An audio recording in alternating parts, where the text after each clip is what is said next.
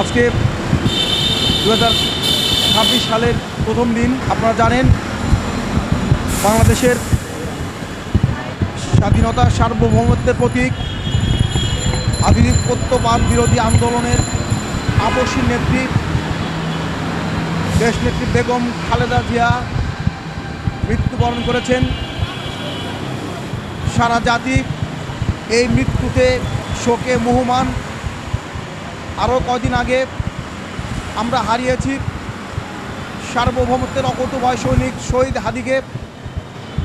এই দুই মৃত্যুকে আমরা স্মরণ করে তাদের রুহের মাগফিরাত কামনা করছি। বেগম খালেদা জিয়ার অবর্তমানে যে অপূরণীয় ক্ষতি হয়েছে, বাংলাদেশ রাষ্ট্রের সার্বভৌমত্ব এবং স্বাধীনতাকে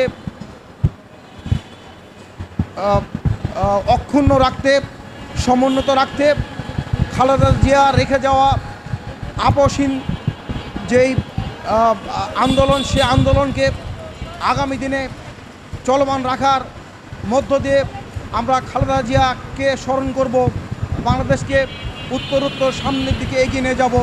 এই অঙ্গীকার করেই দুটি কথা বলতে চাই ভাইয়েরা আমার। আপনারা জানেন আমরা নন এমপি শিক্ষক। আজকে এই প্রেস ক্লাবে আমরা 61 দিন ধরে আন্দোলন করছি। সব মিলে আজকে আমাদের এই প্রেস ক্লাবের রাজপথে, ঢাকার রাজপথে 81তম দিন। আপনারা জানেন এই সরকার যখন ক্ষমতা এসেছিল, চারিদিক থেকে এই সরকারকে অস্থিতিশীল করার জন্য একটা পর একটা সরকারের উপর আন্দোলন হামলে পড়ছিল। সরকারকে প্রতি বিপ্লবের মাধ্যমে সরকারকে উৎখাত করে ষড়যন্ত্র চলছিল। আমরা বাংলাদেশের শিক্ষক সমাজ সেই প্রেক্ষাপটে আন্দোলন না করে বাংলাদেশের অন্যতম বৃহৎ পেশাজীবী সংগঠন হয়েও আন্দোলনের বিরাট শক্তি আমাদের থাকার পরেও আমরা প্রেস ক্লাবে উপস্থিত হয়ে সরকারকে সংগতি জানিয়েছিলাম। সরকারকে আমরা কমফোর্ট দিতে চেয়েছিলাম, সরকারকে আমরা বিব্রত করতে চাইনি। আমরা সরকারের সহানুভূতি আদায় করে আমরা এমপিটা নিতে চেয়েছিলাম ভাইরা আমার। কিন্তু আমরা কি দেখলাম, এই সরকারের মেয়াদ শেষ হয়ে ইলেকশনের মধ্যে আমরা ঢুকে গেছি, আমরা তফসিলের মধ্যে ঢুকে গেছি, তবুও আমাদের কাজ হয় না। প্রিয় ভাইরা, সকল আন্দোলনকারীরা ফিরে গেছে বাড়িতে, কিন্তু আমাদের কিন্তু বাড়িতে ফেরার সুযোগ নেই। আমরা বলেছিলাম আমরা খালি হাতে ফিরব না। বাংলাদেশের যতগুলো আন্দোলন হয়েছে সকল আন্দোলন হচ্ছে সবচাইতে বেশি ন্যায্য দাবি, সবচাইতে বেশি মৌলিক দাবি, সবচাইতে 1 নম্বর দাবি হচ্ছে যারা বেতনই পায় না সেই শিক্ষকদের বেতনের ব্যবস্থার যে আন্দোলন, সেই আন্দোলনটা বাংলাদেশের 1 নম্বর দাবি হওয়া উচিত ছিল। এটা আমরা সরকারকে বলতে চেয়েছি, সরকারকে বোঝাতে চেয়েছি। সরকার কতটুকু বুঝতে পেরেছে আমরা জানি না। আজকে আমরা ইলেকশনের ভিতরে ঢুকে গেছি, আমাদের ঘরে ফেরারও সুযোগ নেই। এখানে যে আমরা দুর্বারভাবে আন্দোলন করব তাতেও রাষ্ট্রের ক্ষতি হয়। আমরা উভয় সংকটে পড়েছি।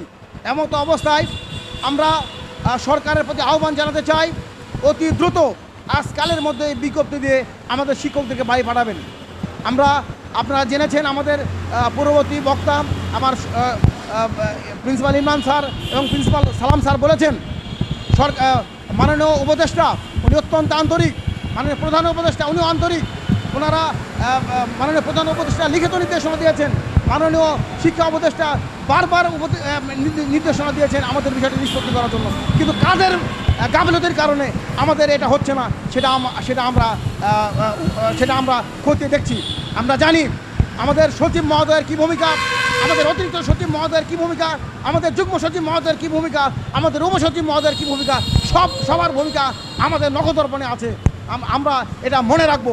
আমরা সুস্পষ্টভাবে জানিয়ে দিতে চাই, আপনারা সরকারের আমাদের প্রতি সহানুভূতিশীল হয়ে আমাদের ন্যায্য দাবির প্রতি সরকার সমর্থন ঘোষণা করেছে, কিন্তু আপনারা গড়িমসি করছেন। আপনাদের গড়িমসির কারণে আমাদের জীবনের যে ক্ষতি হয়েছে, আমাদের যে বিপর্যয় হয়েছে, সেই বিপর্যয়ের দায় আপনাদেরকে নিতে হবে। এটা আপনাদেরকে বলে রাখলাম। সবশেষে আমি উদাত্ত আহ্বান জানাই সরকারকে, আজকালের ভিতরে বিজ্ঞপ্তি প্রকাশ করে এমপিও ভুক্তির ব্যবস্থা শুরু করে এবং আপনাদের আমলেই এমপিও ভুক্তি নিষ্পত্তি করবেন, এই উদাত্ত আহ্বান জানিয়ে সবাইকে ধন্যবাদ জানিয়ে আমি আমার বক্তব্য শেষ করছি। আসসালামু আলাইকুম।